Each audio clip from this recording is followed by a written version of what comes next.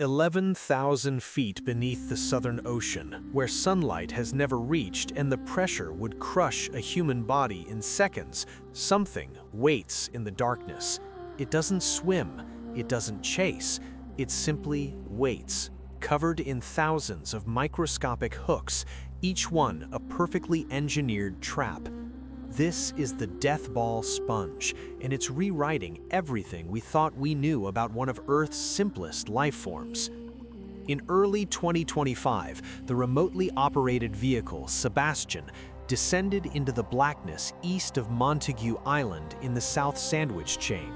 Its lights cut through water so cold it should freeze, illuminating a landscape that looks more alien than anything on Mars. The seafloor here, at 3,601 meters deep, is a graveyard of volcanic debris and the skeletal remains of creatures that fell from the world above. And there, anchored to the sediment like some grotesque bouquet, was something that made the scientists watching from the surface ship pause their breathing. It looked like a cluster of translucent bubbles attached to thin stalks, each sphere perfectly round, almost playful in appearance. But as the camera moved closer, the truth revealed itself. Each balloon-like structure was covered in tiny spicules, microscopic hooks made of silica glass that jutted from the surface like the thorns of some deep-sea rose. This was Chondrocladia, newly discovered, and it had earned its nickname immediately: the death ball sponge, a carnivorous predator that catches living prey. Sponges, for most of human history, were thought to be among the most passive creatures on Earth. They sit, they filter, they exist. The very definition of a sponge, written in biology textbooks for generations, centered on their ability to pump water through their bodies, straining out bacteria and organic particles like living water filters. They were the ocean's cleanup crew, simple and harmless. But in 1995, everything changed. Deep in a Mediterranean cave off the coast of France, researchers discovered Asbestopluma hypogea, a sponge that did something impossible. It caught crustaceans with hooked filaments and slowly digested them alive. The discovery sent shockwaves through marine biology. Sponges, it turned out, could be killers, and they weren't just a fluke.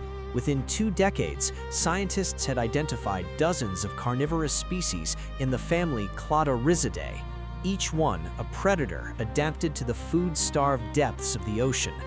The death ball sponge is the latest member of this deadly lineage. But to understand how a sponge became a hunter, we need to travel back in time, way back, to an ocean that existed perhaps 200 million years ago during the Jurassic period. Fossil records show that spicules nearly identical to those of modern Chondrocladia have been found in rocks from the early Jurassic, suggesting these creatures have been perfecting their craft for eons.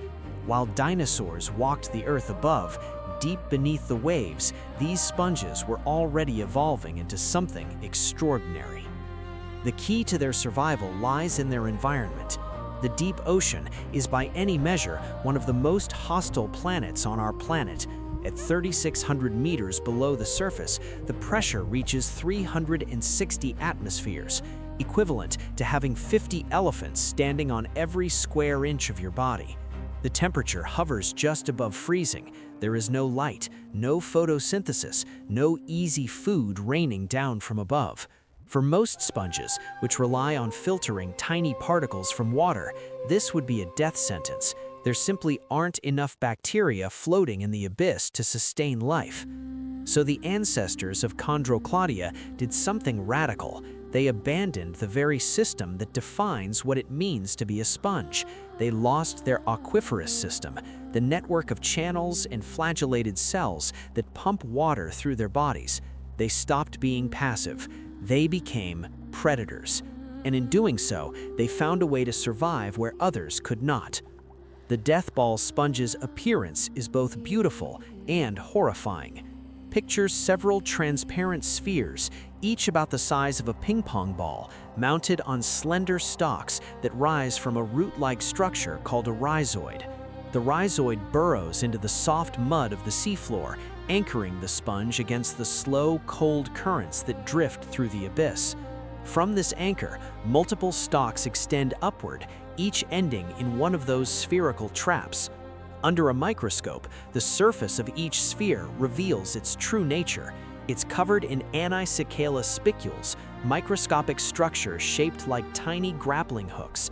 These aren't smooth, they're barbed. When a small crustacean, an amphipod or an isopod, brushes against the surface while swimming or crawling through the darkness, the hooks catch. They snag on the creature's legs, its antennae, any appendage that makes contact, and once caught, there is no escape. What happens next is slow and terrible. The sponge doesn't bite, it doesn't inject venom, it doesn't need to. Within hours, specialized cells called archaeocytes begin migrating from throughout the sponge's body towards the trapped prey.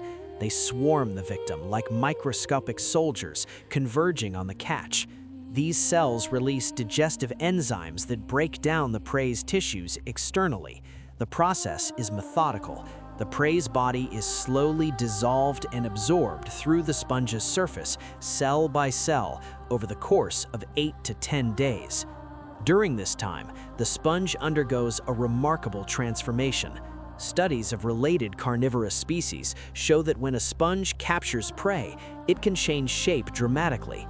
The filaments or spheres used for catching may actually regress, retracting as the body focuses energy on digestion. At the base of the sponge's stalk, a cluster of stem cells awakens, proliferating rapidly. These cells migrate through the body at a rate of 0.2 millimeters per hour, traveling along internal spicule highways to reach the site of digestion. It's a coordinated cellular assault, a whole-body response to feeding that shows a level of organization we never expected from such a simple organism. The death ball sponge exists in a world that most humans will never witness. The Southern Ocean around Antarctica is Earth's youngest ocean basin, completely encircling the frozen continent. It's a realm of crushing pressure, permanent darkness, and bitter cold. The seafloor here is shaped by volcanic activity.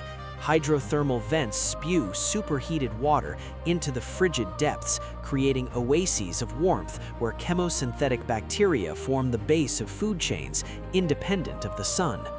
Black smokers belch mineral-rich fluids that solidify into chimneys taller than houses, and scattered across this undersea wilderness are the trenches, those deep scars in Earth's crust where the sea floor drops away into even more profound darkness. The area where the death ball sponge was discovered lies near the South Sandwich Trench, one of the deepest features in the Southern Ocean. This is a place of contrasts. Volcanic calderas dot the seafloor, their rims sheltering gardens of cold water corals that grow with agonizing slowness, adding mere millimeters to their structures each year. Bioluminescent creatures drift through the water column, their bodies glowing with chemical light, the only illumination in a world without sun. And everywhere, the pressure, the crushing, inescapable weight of 3 kilometers of ocean pressing down from above. To survive here, life must adapt in ways that seem impossible. The death ball sponge has no need for eyes in this lightless realm, but it doesn't need them. Its entire body is a sensory organ, detecting the faint chemical signatures and vibrations of potential prey moving through the water. Its spicules, those glass-like hooks, are made of silica that the sponge extracts from seawater and crystallizes into precise shapes within specialized cells. The construction of each spicule is a feat of bioengineering, creating structures strong enough to puncture the exoskeletons of crustaceans, yet delicate enough to form in patterns that maximize the sponge's ability to trap prey. The discovery of the death ball sponge came as part of a larger expedition, a mission to catalog the unknown biodiversity of one of Earth's least explored frontiers. The Nippon Foundation Nekton Ocean Census, in partnership with the Schmidt Ocean Institute, launched 2 research cruises to the Southern Ocean in 2025.